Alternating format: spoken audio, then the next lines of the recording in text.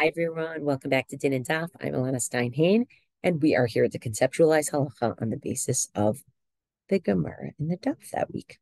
So this week, we continued on our march in Bava Metzia, and we may have noticed that on daf Hey Amabet, the Gemara talks about that strange din from the first mishnah, not the yachloku part, that you split the garment or the value of the garment, but the bishvua part, using an oath. Now, I want to think for a second about what the role of an oath, of a shvua, is. Because once you say that people should split something, isn't that enough? Meaning, we've decided that this is the ruling. Why does anybody need to take a shvua? And for that reason, I'd like to actually spend some time talking about what we call shvuat dayanim, the shvuot that are court mandated in situations of contested possessions or money. Not all, but many. We will notice that on daf Hey Amabet, where the Gemara says, well, what's the deal with this shvua? Rabbi Yochanan says this shvua is actually for a very particular purpose. It is meant to be a deterrent from people who will go and just grab each other's stuff in the street and say, give me half of it because half of it is mine, right? The fact that Rabbi Yochanan says that that's the reason for it, he seems to be suggesting that the other reasons we might think for these shvua are not applicable. And what I mean by the other reasons shvua might apply is there are already two major categories of shvuot dayanin that exist in the Mishnah, right? If you look at the Mishnah in Shevuot, you will see that there's a general d'oraita category of shvuat dayanin, and there is a general category of d'rabbanan shvuot dayanin called shvuat HaMishnah. And it seems like by Rabbi Yochanan saying this is a special shvua that is it decreed in order to keep people from taking each other's stuff, it seems like it doesn't fit into either of those paradigms. So the minute I hear that something doesn't fit into the major paradigms, I say to myself, well, wouldn't it be interesting and important for us to immerse ourselves a little bit in the world of Shevuot in order to understand what those general paradigms are? So at least in the Mishnah, you have the category of d'oraita, Shevuot dayanin, where the court is going to mandate someone to take a shvua, where there's a claim of money and the other one disagrees with the claim. And you have a d'rabbanan form of shvuat dayanin, again called Shvuat HaMishnah, which you'll find in the 7th parak of the Mishnah in Masachet Shevuot. Now, the difference between the d'oraita category and the d'rabbanan category is that in the d'oraita category, the one who takes the shvua is the defendant. The defendant takes a shvua and doesn't have to pay what is being claimed of them. Called nishba v'niftar, or nishbat v'nifteret. In the d'rabbanan category of Shevuot HaMishnah, again, 7th parak of Shevuot, it's actually the reverse. It's the plaintiff who takes a shvua. And by taking the shvua, the plaintiff actually is allowed to take the money that they're claiming, meaning they get paid, called nishba'at v'notelet, or nishba v'notel, someone who takes a shvua and literally takes money.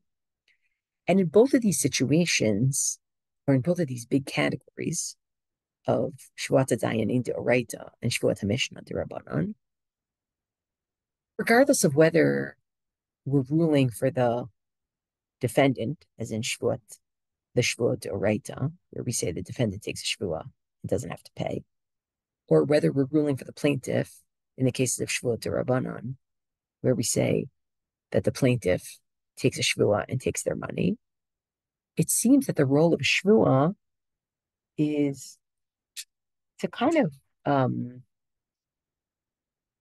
inject a bit of seriousness or deterrent in the process of ruling in someone's favor, right? We're going to rule in your favor, defendant, but we want to make sure that, we want to make sure that you're telling the truth. So we're going to tell you that you have to take a Shevuah, which is going to be on a Sefer Torah or on tefillin. It's a very serious thing. And thus, we're kind of deterring you from lying and also telling the plaintiff, look, like we're very serious about this. We're very serious about this. And the same thing where we have a Shevuah for the plaintiff to take. We're ruling for the plaintiff, but we're basically saying to the defendant, know that we're being really serious about this, right? We're not just letting the plaintiff take the money. We're making the plaintiff take a Shevuah in order to make sure the plaintiff doesn't lie or to give some disincentive from lying, right? So Shevuah plays a really interesting role here, right? Like, I don't know that it's evidentiary. Some people talk about it as evidentiary, but I kind of look at it as mostly deterrent, I guess, right? Or, the flip side, like strengthening a person's claim because they're willing to take a Shevuah, right? The question of how much does it clarify? I think it's a fair question, right? Meaning like Eidim clarify things. Does a Shevuah clarify things or does a Shevuah, make a person's claim stronger because they're willing to, swear on a Sefer Torah, right? So it's just something interesting to think about the role that a Shevuah plays versus the role that Eidim play, for example. So let's take a look at Shevuot HaDayanin D'Oraita and Shevuot HaMishnah, meaning the Shevuot HaDayanin D'Rabbanan. Okay? Sharing my screen. Okay. So first things first, the pasuk in the Torah that gives us our general binyan av, our general principle that the Shevuot that are D'Oraita are for the defendant and they're nishba v'niftar, that the defendant takes a Shevuah and doesn't have to pay. Shmot kafbet pasuk yud. We're talking about a situation where I gave something to a person to watch for me, and they had it on their property, and something happened to it, right? And I basically say, look, you had it on your property. You obviously did something wrong here. And the Torah says, Shvuat Hashem tiyeh ben shnehem. There's going to be a Shevuah between the two of them. Im lo shalach yado b'melech re'eh. What's the content of that Shevuah? The content of that Shevuah is, I didn't touch your stuff, right? Okay, who's going to make that Shevuah? I didn't touch your stuff. Presumably the defendant, right? And then v'lakach be'alav. Now, v'lakach be'alav is strange language, right? Because the owners are not going to take anything, right?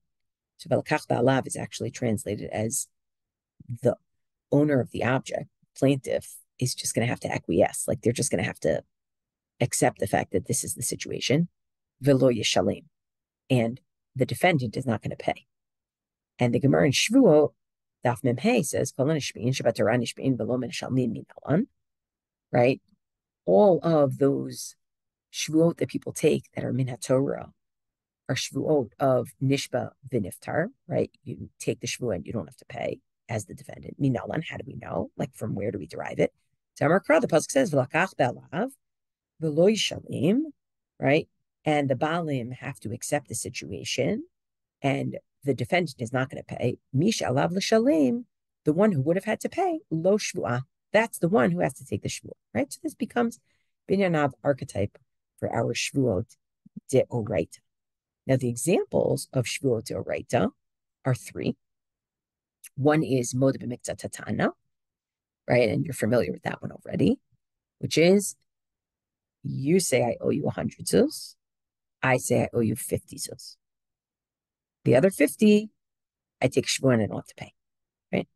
Fine. There's lots of interesting things, lots of interesting requirements for moed b'miktzah tatana. But suffice it to say, the shvuah d'oraita, and I'm taking a shvuah on the stuff that I say that I don't owe and that I don't have to pay. A second, shvuah hashomrim, the shvuah of those who are watching things or borrowing things, as the case may be. Well, really, the best examples are watching things really, watching things for free or watching things for pay. But I'm watching something for you. Let's say I'm a shomeret chinam. I'm watching something for free for you. So something happens to it. I'm going to take a shvuah that shelo pashati. I didn't do anything negligent to cause this bad stuff to happen. And then I'm not going to have to pay you anything. I'm not going to have to compensate you. And then the third example, really interesting, is where I'm in a situation and actually the other person should have to take the shvuah, right?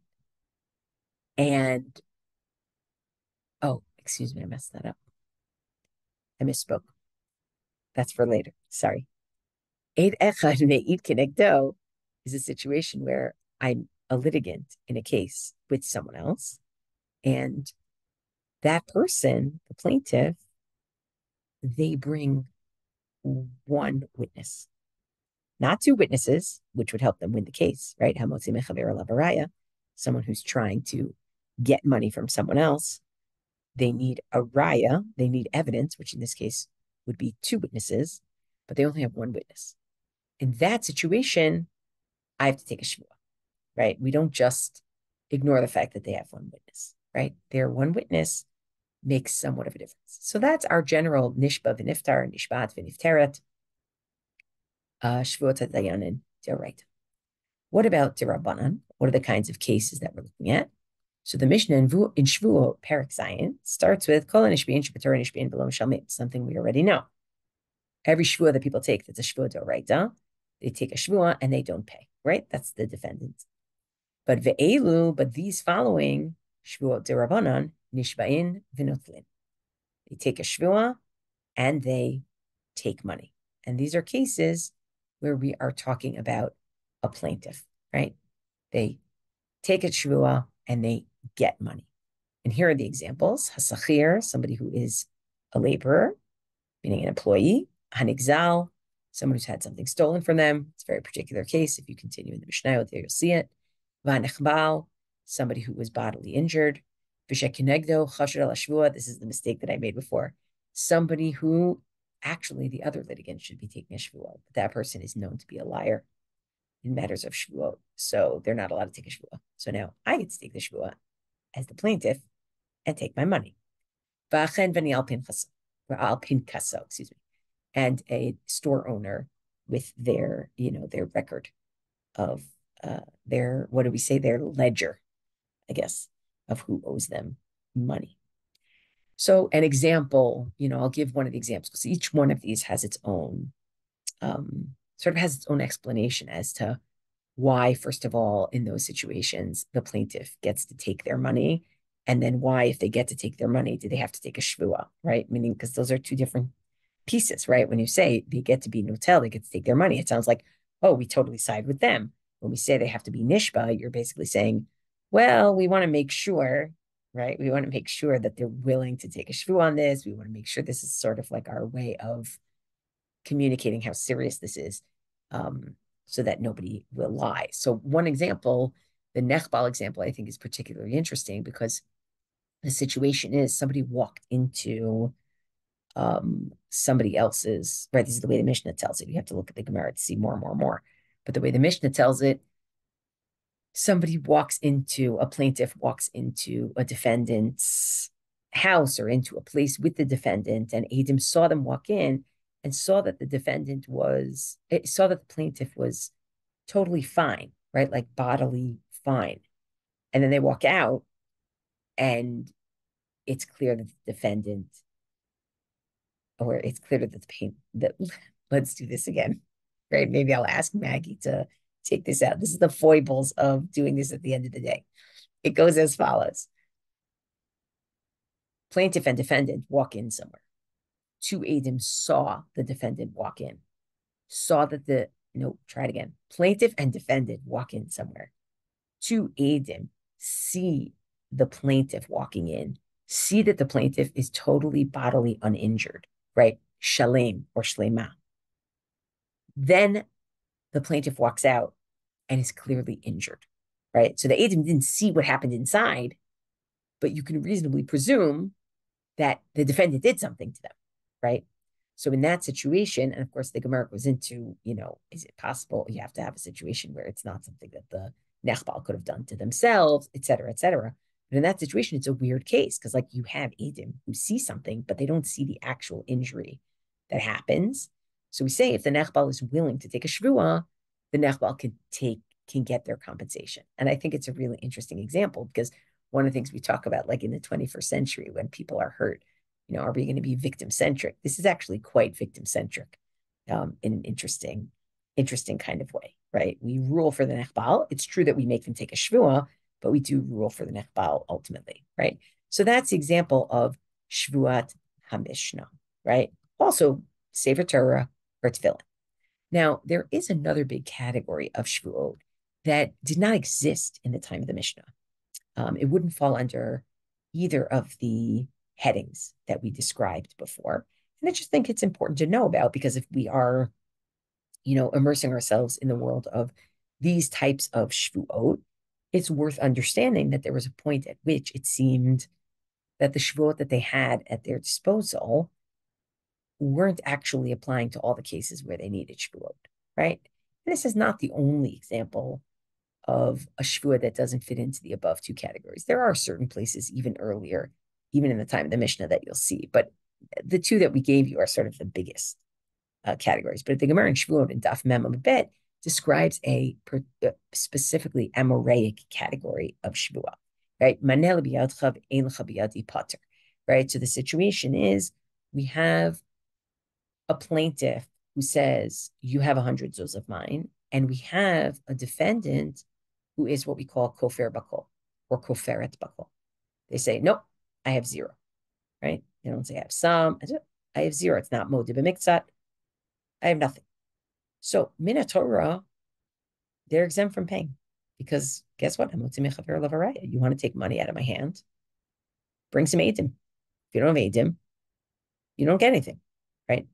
Where Rav Nachman says, I still want the defendant to take a shvuah. Amar Rav Nachman, umashbi'ina to shvuat hesed. But Rav Nachman says, we're going to make the defendant take somebody who's koferet bakol or kofer bakol. We're going to make them take a shvuat hesed.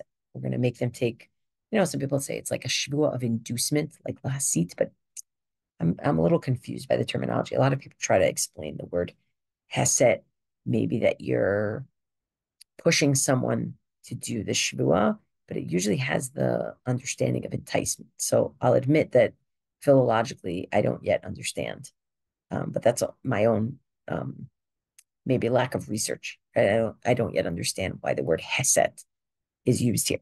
But the point is, we're going to make that person take a shvuah, and it's weird because remember we said shvuah to oraita are supposed to be the nishba and iftar, right? That the defendant takes a shvuah and doesn't have to pay.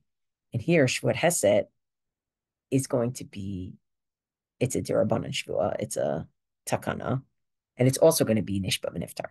You're not going to make the defendant pay, right? Because min Torah, they don't have to pay. It's only this takana derabanan that we're making them take a shvuah, right? So my time, why are we making them take a shvuah? Chazaka ein adam tovea elim kein yesh lo alav. This is really interesting. We have a presumption that people don't make a claim unless there's some validity to it. Whoa, that's a really big presumption, right? Like that kind of changed a lot of things. People only make presumptions. They only make a claim. A plaintiff only makes a claim if there's some validity to it. And the Gemara immediately says, what? The claimant only makes a claim. The plaintiff only makes a claim if there's validity to it. What about the fact that, this defendant said, I owe you nothing? Who is that chutzpahdik? We have another presumption. Nobody would be that chutzpahdik to say to somebody who lent them money, I owe you $0, right? It says adarab, it's the opposite. A person is not, so brazen that they would say, I owe you $0. So why are you making them take a shvuat hesed? If they say I owe you $0, we believe them because human nature, you're not going to look the person who gave you money in the face and say, I owe you nothing, right? Somebody who lent you money, right? So the Gemara says, nah. There might be a reason to look somebody in the face who lent you money and say $0. Not because you're being brazen, but ishtamutehu kitam ishtami. You're buying time, essentially, You're basically saying, when I make enough money, when I have enough money, I'll go back and pay him. But for right now, I'm kind of avoiding it. So I'm basically saying, I owe you no money. I owe you no money. So we're back to the assumption that in Adam Tovea, Elim Ken Yesh Lo. A plaintiff doesn't make a claim unless there's some validity to it. And I think that's really interesting to the extent that Rav Nachman says, okay, the other side, the defendant has to take a Shevuot. This is also really interesting about sort of victim centricity, right? The sense of who would make a claim rather than saying, you make a claim, we suspect you. It's you wouldn't make a claim unless there was something to claim. Something to think about there, right? They still don't rule like the plaintiff, but they at least force the defendant to show that they think they're telling the truth enough that they'd be willing to take a Shevuot, right? So that's kind of the world, generally speaking, the world of Shevuot, right? Seeing all that and knowing all that, I want to go back to our Shevuot in the Mishnah, right? Our Shevuot in the opening Mishnah of Bava Metzia, it doesn't really fit neatly into any of these. It really doesn't. First of all, as we said, like who's the plaintiff and who's the defendant? They're both, right? So it's interesting. We said that Rabbi Yochanan in Bava Metzia Daf Ham Bet said that it's because we don't want to get, it's like a special Shevuot because we don't want people to just grab things from each other. But it's interesting to note that the Yerushalmi offers a different opinion, and that different opinion looks a lot like Bava Metzia. That something that might be going on here is something akin to Bava Metzia Hatana, which you can already feel a little bit like, yeah, that's interesting because one is saying it's all mine and the other one's saying at least 50 of it is mine.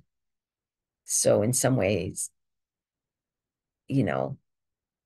there is like half agreement, even though there is no agreement really. But let's see how the Yerushalmi deals with it. One thing also I should mention about Shevuot Hesed is that unlike Shevuot Hadayanim D'Oraita and unlike Shevuot HaMishnah D'Rabbanan, Shevuot Hesed doesn't use a Sefer Torah or tefillin, right? There's no what we call Nakitat Chayfetz. Okay, so back to the Yerushalmi. So the Yerushalmi says in Tubot Perik Bet Halakha Aleph, right, which is the way that we refer to like mishnayot or sections in the Yerushalmi. And if you look in the Vilna Yerushalmi, which is probably what people would buy in a farm store, I think it's on Daf Tet Amud Bet. And it goes like this. What if you have a situation where te'ano maneh, a plaintiff says, you owe me 100 zuz. V'kafar bo, and the defendant says, I owe you nothing, right? Kofer b'kol, right? So usually we would say, min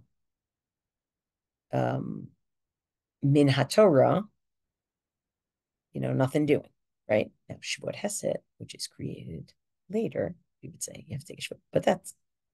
But here's the case. Tano maneh kafar. You owe me 100. The defendant says, I owe you nothing. But then, look at this. Ve'evi edim shechayav lo 50. The plaintiff brings edim that the defendant owes her 50.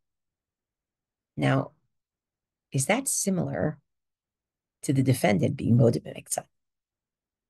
Are these parallel situations?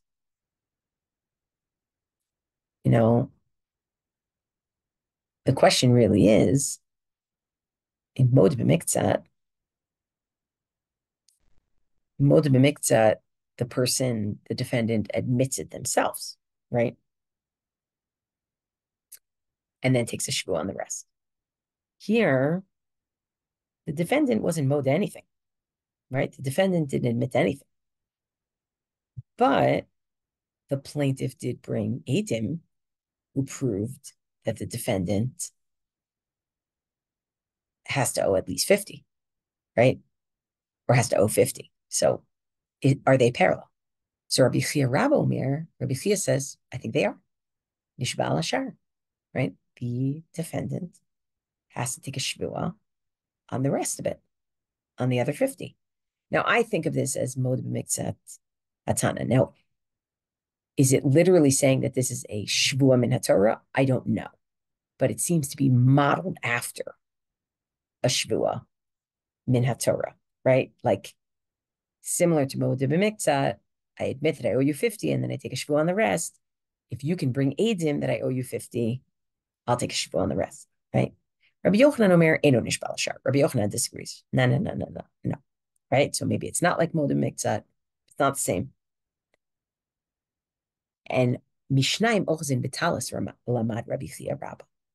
Then the Gemara says, by the way, you know where Rabbi Chia gets his idea that you would take a shvuah on the rest if somebody brought edim that you owed half.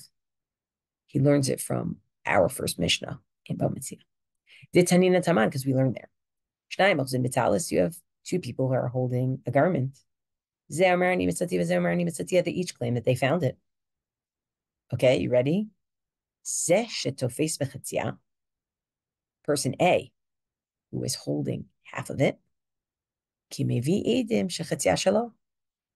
it's similar to the person who brings edim that half of it is theirs, right? Meaning it's similar to the person in the case where the plaintiff says, you owe me 100.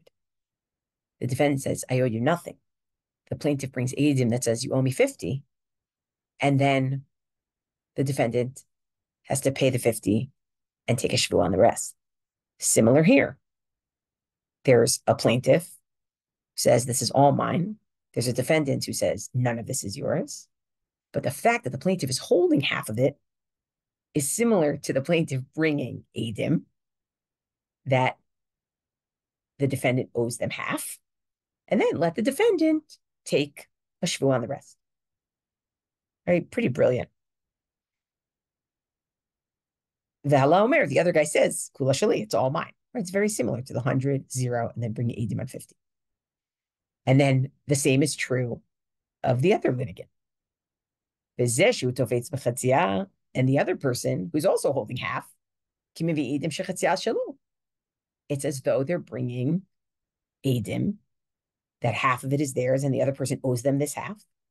And the other person says, no, I don't owe you anything. But too bad. The same way when the plaintiff says you owe me 100 and the defendant says I owe you 0, and the plaintiff brings edim that you owe them half, you have to take a shvuah on the rest, right?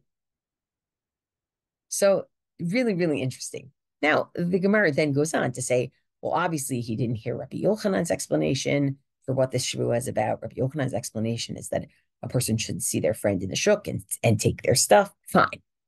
But I do think it's interesting, at the very least, to see that Rabbi Chia Rabbah, or the way that the Gemara is explaining Rabbi Chia Rabbah, is he's trying to figure out like a way for this shvuah to fit into some other model of shvuot that we already have, right? And in this case, it's something like a mod b'miktzat, but it's a mod b'miktzat with some edim.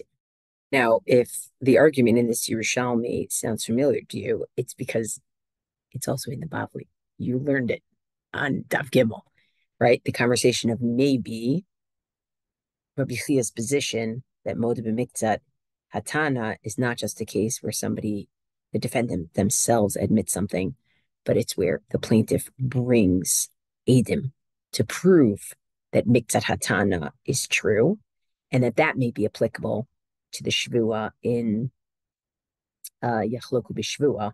That may be what the yachloku b'shvuah is in our opening mishnah. Reason why I wanted you to see it in the Yerushalmi is twofold. Number one, I love that Rabbi Chia Rabbah and Rabbi Yochanan are back to back in the Yerushalmi, and it shows you something about how much more expanded the Bavli is than the Yerushalmi, right? The Yerushalmi tells this story in a few lines. The Bavli takes 2 dapim, 3 dapim to get to Rabbi Yochanan's opinion, right? You start with Rabbi Chia's opinion that it's mod b'miktzat, And then you get to Rabbi Yochanan's opinion 2 dapim later. But regardless of whether you get it from the Yerushalmi or the Bavli, you get the more narrow version, the sort of the more terse version where Rabbi Chia and Rabbi Yochanan are sitting against each other.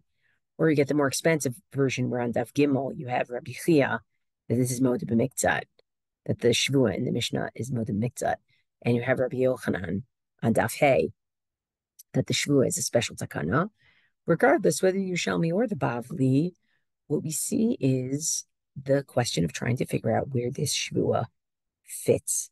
Does it fit a paradigm that we already have, like Moed B'Miktzat, or is it its own takana that's specifically to get people not to steal from each other? But I do hope that by being able to focus on Rabbi Yochanan's opinion on Daf Hey Amud Bet, we sort of pushed ourselves to look at the whole background of Shevuot, where Rabbi Yochanan is essentially saying this doesn't fit in to that background, even as Rabbi Chia had suggested that perhaps it does. Thanks, everyone. Looking forward to learning again soon.